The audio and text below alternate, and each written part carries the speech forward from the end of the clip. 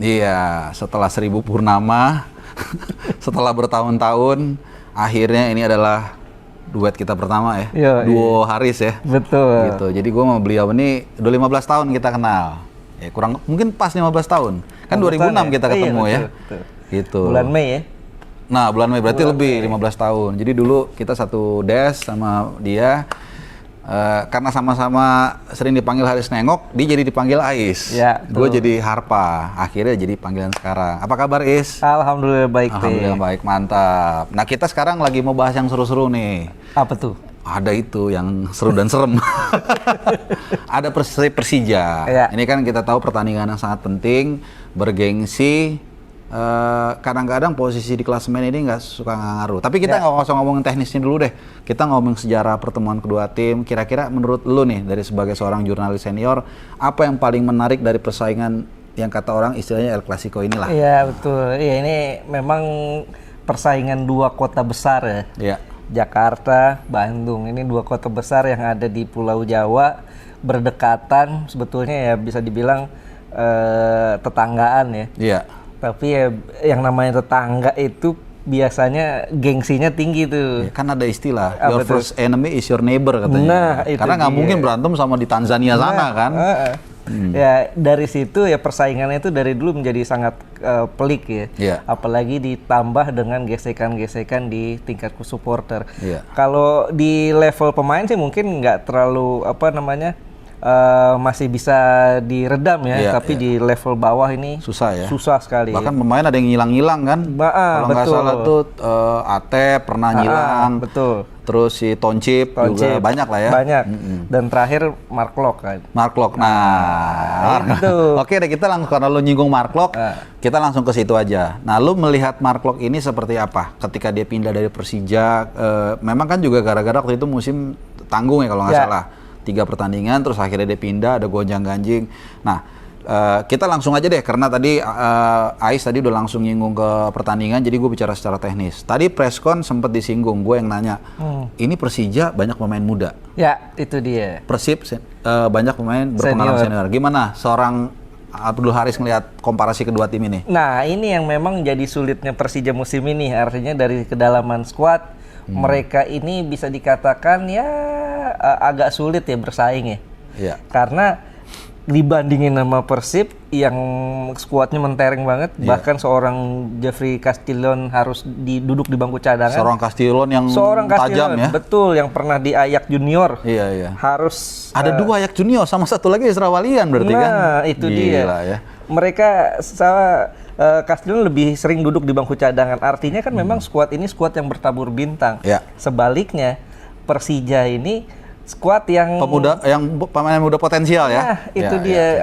Ada Rio Fahmi itu bek kanan yang baru kelihatan musim ini. Iya, kenceng ya, kecil cabai rawit ya. Betul, padahal mereka ada Arku Mota ya. Ini agak-agak menarik juga ya di saat mereka punya backs berpengalaman di posisi itu. Memang Mota belakangan sering cedera ya. Iya, dan agak turun sedikit ya. Agak dibandingin turun waktu Piala Gubernur Kaltim tuh jauh ya. Betul, jauh. Dan justru si Rio Fahmi ini yang lebih sering tampil. Ini menarik ya. Dan juga di tengah ada gelandang-gelandang yang memang muda ya, di depan juga di sayap. Aprianto Nico juga ya. Banyak ya. Nah, ini yang menjadi menarik ya, karena memang kalau kita lihat dari kedalaman skuad sulit ya membandingkan antara Persib dan Persija, karena Persib hitungannya sudah kelasnya SMA gitu.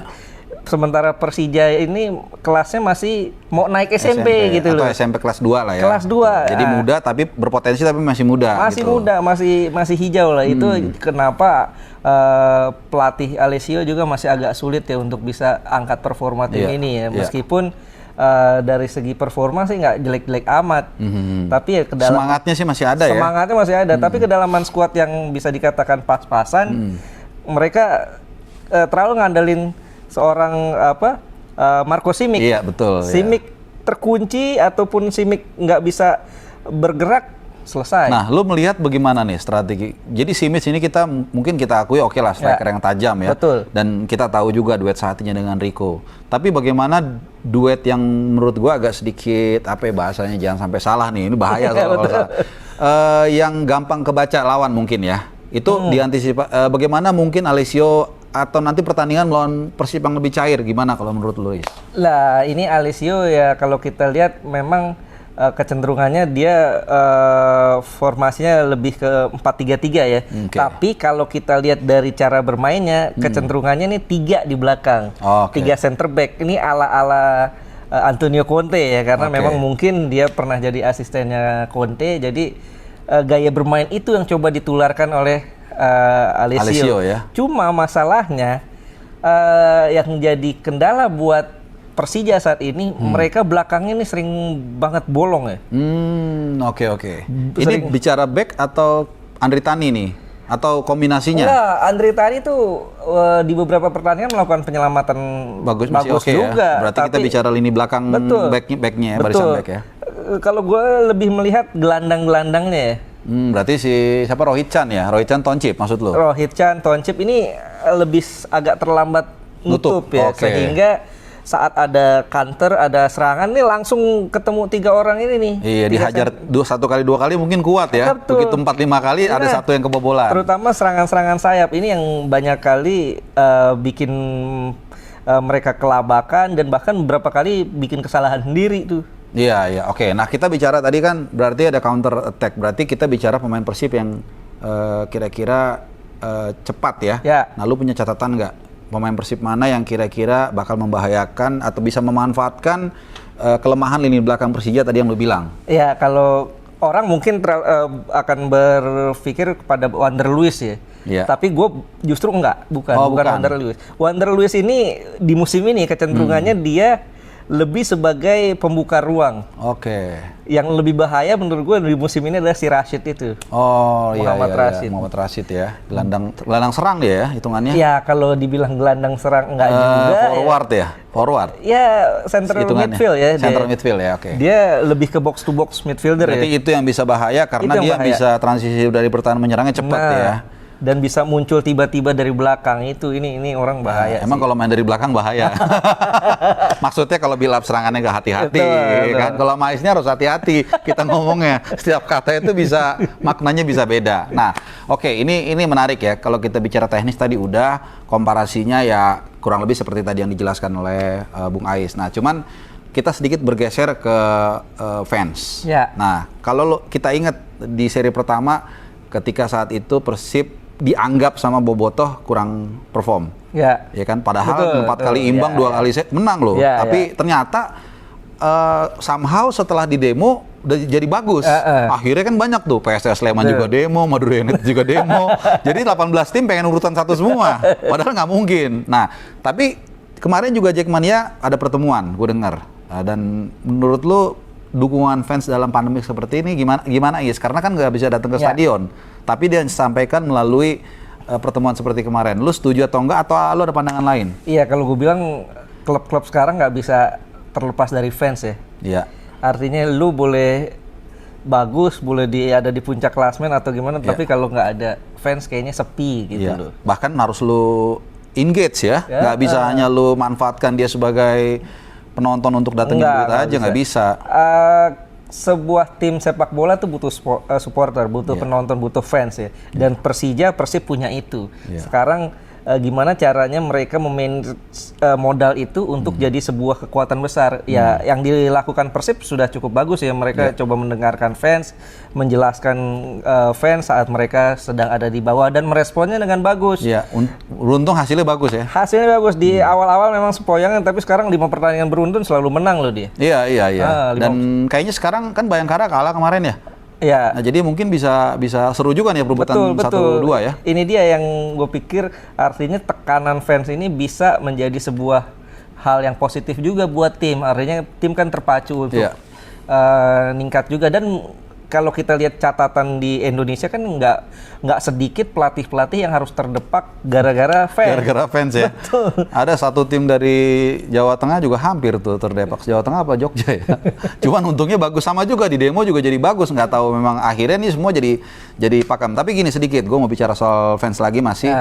Lo melihat era sosmed ini seperti apa sih? Apakah ini pisau bermata dua, atau lo tetap dengan positivity lo bahwa fans tetap makin bagus, makin ada makin ada saluran dengan sosmed ini gitu? Dengan sosmed ini justru lebih dekat ya gue pikir.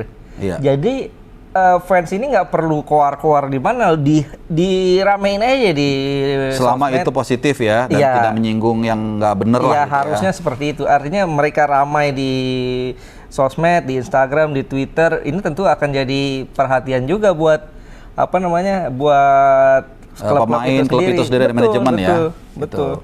Oke, jadi itu ya. Kalau Abdul Haris masih tetap positif dengan fans, dengan sosmed yang ada, ini justru dua sisi mata. Mungkin juga kita ya yang sebagai komentator lah kita bilang ya. Kadang-kadang kalau kita kurang bagus kan di komenin juga. Langsung kita denger langsung. Iya, kalau kita baper, kita menganggap ini serangan. Nah. Tapi kalau kita positif, oh ini bener nih. Ya mungkin ada toksik juga 20% ya. Tapi sisanya kan jangan salah nyebutin nama, kan it's okay ya. Gitu. Oke. Terakhir gue akan bertanya sama lu yang gak akan mungkin lu jawab, percaya nggak? Betul. Siapa yang menang, Persija atau Persib?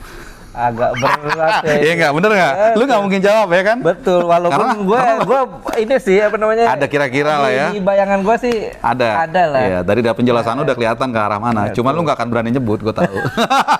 Tapi nggak apa-apa. Gue tahu lu mau siaran sebentar lagi. Ini seru banget. Tadi baru pembuka dan ini pertama kali gue sama sahabat gue, Ais, yang ngobrol beginilah. Terima kasih. Apalagi ya, mungkin ada yang mau. Pokoknya gue senang lah, nggak ada apa-apa. Ya semoga pertandingannya seru dan yang penting ingat harus tetap damai, fansnya ceng-cengan sedikit oke lah biasa. Sportif yang penting. Sportif, ceng-cengan biasa, tetap kita junjung sportivitas. Thank you Is, sehat-sehat selalu. Jumpa lagi gue di video-video gue lainnya ya. Ciao.